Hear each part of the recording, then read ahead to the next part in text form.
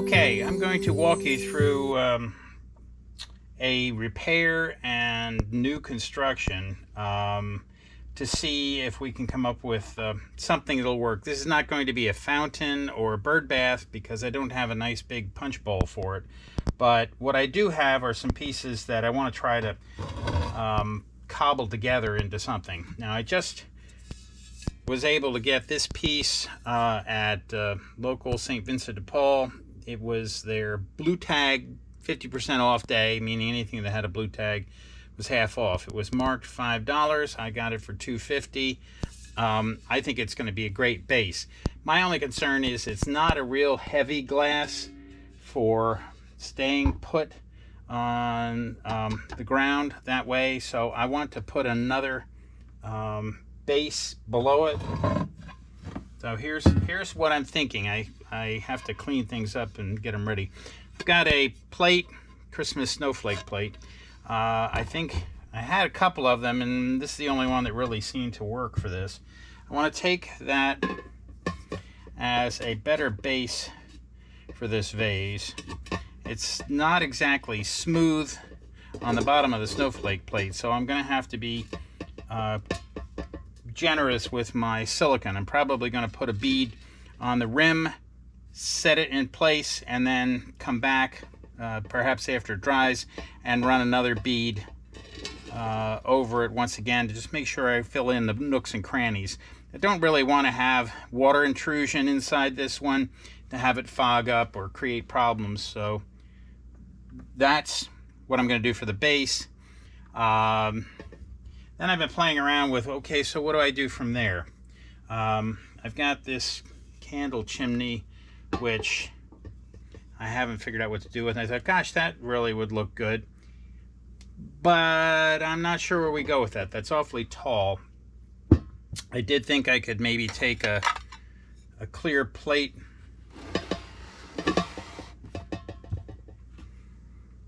on top of that, and then perhaps take a water goblet I have and put it on. That could work, but maybe that'll work with a different base altogether by itself. I think it's too much putting it on this. Got some scraps from when I cleaned the silicone off of a red piece that I was working on. So there's that possibility. I also have this vase, which could be part of all this, but that's a little too much gold mosaic. Again, maybe I can come up with something that works with that differently. I have this vase I've been trying to work with somewhat, and it's possible maybe that would work. I'm not sure how much of this you're able to see. That might be a possibility, but maybe it has a different standalone piece. So was struggling with all of that, and a couple more trips to Goodwill. Still didn't find what I wanted, but I think maybe I've come up with a solution. I looked at some of what, let me move this out of the way. I looked at some of the things that I have out in the yard, and I told you that glass looks great when you first work on some of these totems, but eventually you run into problems. You've got to clean it at least annually. You can see this plate really doesn't look that clean. It should sparkle nicer, but the problem is it got banged. I don't know whether a branch hit it. We have deer that run through our yard. They may have knocked it, but at any rate, I think you can see it's got a pretty good chip here. So what I've got to do is I've got to replace that. I could simply take this construction and replace that plate, but I was thinking maybe, since I like everything here on up, maybe what I can do is simply add that to the top of this. And if I don't like the way that matches, I've got a couple other possibilities. I think some of you want me to get a little bolder with some of my color combinations. So I've got a red plate. That might work with, when I clean this up, with this piece on top, the red and the orange. I have green, which is good, but I don't think it adds a whole lot to it. And I could just go clear. That's not quite as big, but again, I don't think that adds anything to the color palette. So I think I probably will go with one of the red plates. So I'm going to pause it now while I work on cleaning these up, taking this apart, cleaning it up, and getting it ready to assemble everything. And I'll get back to you.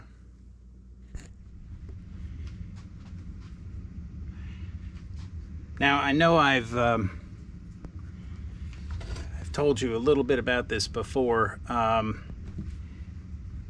know I've told you that one of the reasons I like to work with silicone is that if I have to make a repair, it's possible. It's not easy, but eventually you can get a razor blade. If you scrape away your outer silicone, you can eventually find some place where there's a weak spot, and you can get your razor blade to slide under, and then if you're good, you just have to work that around, possibly getting a second one, and just take your time, work around, and kind of wedge under with the razor blade and cut the silicone. So I've got it cut on this much, so we're in good shape. You can see I can kind of, I don't usually have to push it like this, but you can eventually work your way around, cutting through the silicone. And I don't think you can do this if you're using epoxy. Now, maybe you've got a joint where it really needs to be solid and epoxy will work, but I like the flexibility of being able to use a razor and cut through the silicone.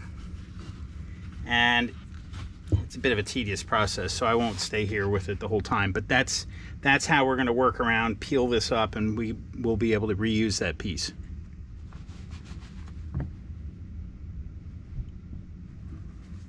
And as you'll see, I made it around enough to where now I can peel this up. Oops. And I'll spend some time a little bit later peeling that away from the base, because that's a good vase to use for another base to reuse. But this plate bit the dust.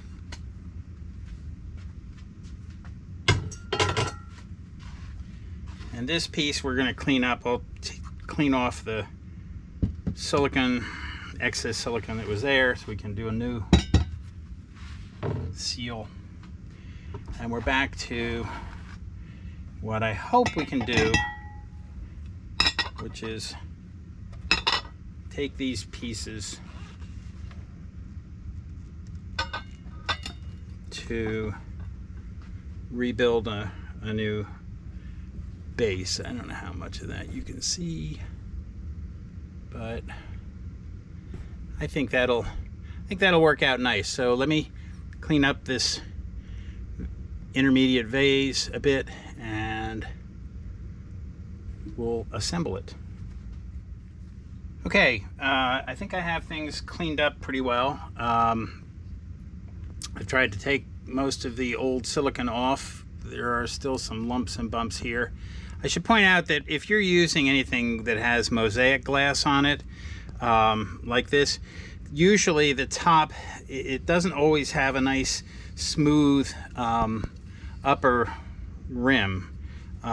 So because it's got this mortar that they use to fasten the glass in and I guess to smooth off the upper edge a bit. So just make sure you don't have it, you can't remove it, but just make sure you don't have any loose flaky pieces there that would keep it from having a good glued edge. And since I've used it before, we should be good. It's just that I want to get any of these bits and pieces of silicone off so that I'm getting a good seal. Okay, so I think I've got that cleaned up pretty good. All right, let's see what we can assemble here. Oh, I should point out, I spent a little bit more. This was $3. at Goodwill, but I'm sure I got it at Senior Day, 25% off. I don't know about this candy dish. I'm not sure. It's not going to be really good on any of my totems because it has fluted edges like this and you can't seal those, but it'll be great for doing some sort of a flower with plates and bowls. I just couldn't pass that up. The colors in that are terrific. So who knows, that's just sort of a teaser for what might be coming soon, if I can get the rest of the pieces that I need. But you'd be amazed some of the things you find, but you'd also be amazed at the things you don't find, which is sometimes you just have nothing available. Okay, where's our plate?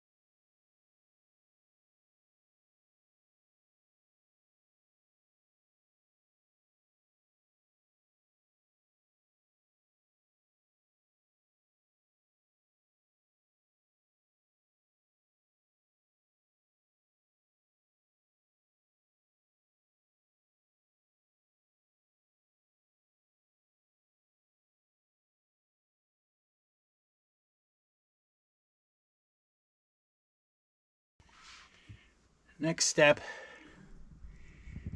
is to get this piece on.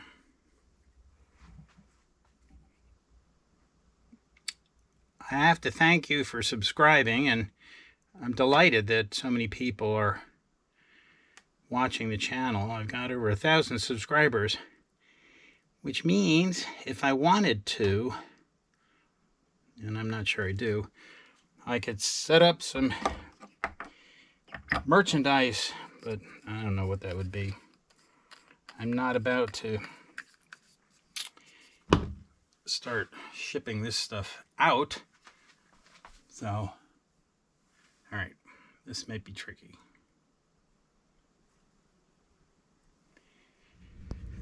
I've decided that while I like the totem I built, I think it lacks a little something. I could probably, in hindsight, have put something inside the bell jar area. But what I've decided to do instead is get some glass beads, those glass wafers, if you will, and put some of those in a pattern down the sides, kind of like it's dripping down the sides.